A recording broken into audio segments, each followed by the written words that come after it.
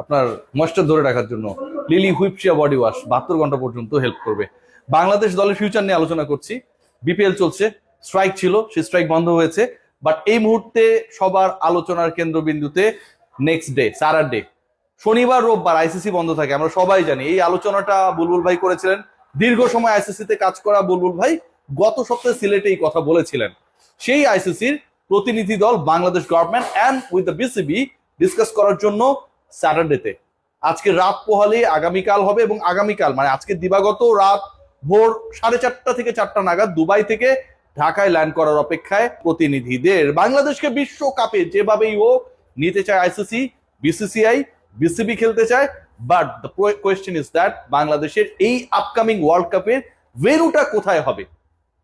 আমরা যে ডিসকাশন করেছি, আপনারা যে ব্যাপারে একমত হয়েছেন এবং যে ডিগনিটির প্রশ্ন নিয়ে বাংলাদেশ আইসিসি এবং বিসিসিআই, বাংলাদেশ ক্রিকেট বোর্ডের সাথে বাংলাদেশ গভর্নমেন্ট সবার একটা টানাপোড়েন তৈরি হয়েছে, আলোচনা তৈরি হয়েছে, সেই ডিগনিটির জায়গায়, সম্মানের জায়গায় বাংলাদেশ ছাড় দেবে না। মুস্তাফিজকে অপমান করা, রুলড আউট করে দেয়া, বাদ দিয়ে দেওয়া, পোস্ট এরেস্ট করে দেয়া, এগুলো সবগুলোই পুরো বাংলাদেশকে, Mustafiz is the representative of Bangladesh cricket, he is the representative of our nation. মুস্তাফিজকে বাদ দেয়া মানে পুরো বাংলাদেশের গায়ে হাত তোলা, অনেকটা তাই। এবং সেই জায়গাটায় বাংলাদেশ সরকার, বিসিবি যে স্ট্যান্সটা নিয়েছিল যে বিশ্বকাপ আমরা খেলতে চাই, কিন্তু যেই মুস্তাফিজুর রহমানের একজনের সিকিউরিটি নিয়ে টালমাটাল অবস্থা ভারতে, যে একজন মুস্তাফিজুর রহমান খেললে শিবসেনা এবং অন্যান্য যে দলগুলো রয়েছে তারা বিভিন্ন ভাবে হুমকি ধুমকি দেবে, আক্রমণ করা হবে, বিমানে হামলা চালানো হবে, বাংলাদেশ দলকে ল্যান্ড করতে দেওয়া হবে না, এইরকম ডিসকাশন গুলো যখন হচ্ছিল তখন বাংলাদেশ সরকার জানিয়ে দিয়েছে, বাংলাদেশ ক্রিকেট বোর্ড জানিয়ে দিয়েছে যে সেখানটায় আমি আমার এতগুলো ক্রিকেটারকে, সাংবাদিকদের, সমর্থকদের কিভাবে নিরাপত্তা নিশ্চিত করবো। So we are not going to play hour next world cup in the soil of India. এরপরে আলোচনা বেড়েছে, ডাইমেনশন পেয়েছে, এবং বাংলাদেশের স্ট্যান্সটা কতটুকু শক্তিশালী সেই শক্তির জায়গাটা প্রমাণিত হয়েছে যখন আইসিসির ডেলিগেশন, আইসিসি যখন ডিসাইড করেছে যে তাদের ডেলিগেশন বাংলাদেশে পাঠাতে হবে।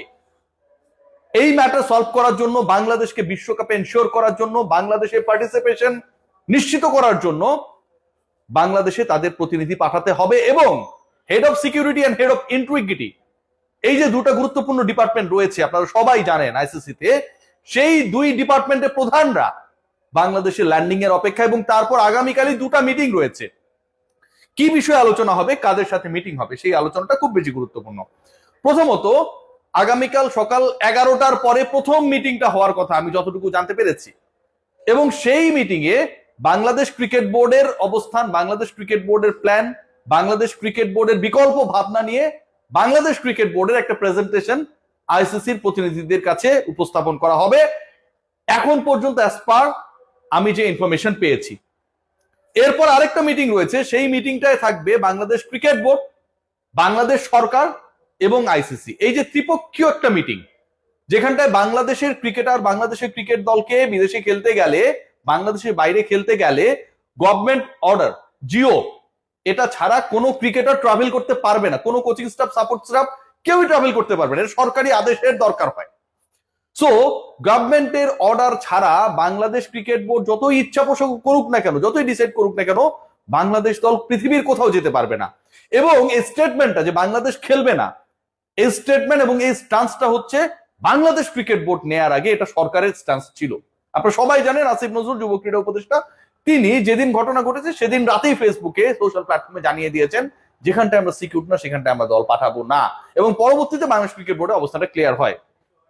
এখন এই সরকারকে নমনীয় করানোর ক্ষেত্রে, কনভিন্স করানোর ক্ষেত্রে সরকার কোন কোন বিকল্প নিয়ে আইসিসির কাছে প্রস্তাবনা তুলে ধরতে চায় সেই ব্যাপারটা জানার জন্য সরকারের সাথেও আইসিসির প্রতিনিধি দল along with the members of the Bangladesh cricket board, high officials যারা রয়েছেন সরকারের সাথেও একটা মিটিং হবে আগামীকাল দুপুরের পরে, যেটা আমি জানতে পেরেছি। পরশুদিন তারা চলে যাবে, এবং সেই মিটিং এ যুব ক্রীড়া উপদেষ্টা আসিফ নজরুল যেন থাকেন সেই ব্যাপারে বাংলাদেশ ক্রিকেট বোর্ডের পক্ষ থেকে আইসিসি বাংলাদেশ ক্রিকেট বোর্ডকে রিকোয়েস্ট করেছে, বাংলাদেশ ক্রিকেট বোর্ডের পক্ষ থেকে সেরকম একটা শিডিউলিং করার পরিকল্পনা রয়েছে, যতটুকু ক্রিকেট বোর্ডের সোর্সেস গুলো আমাদেরকে এনশিওর করেছে।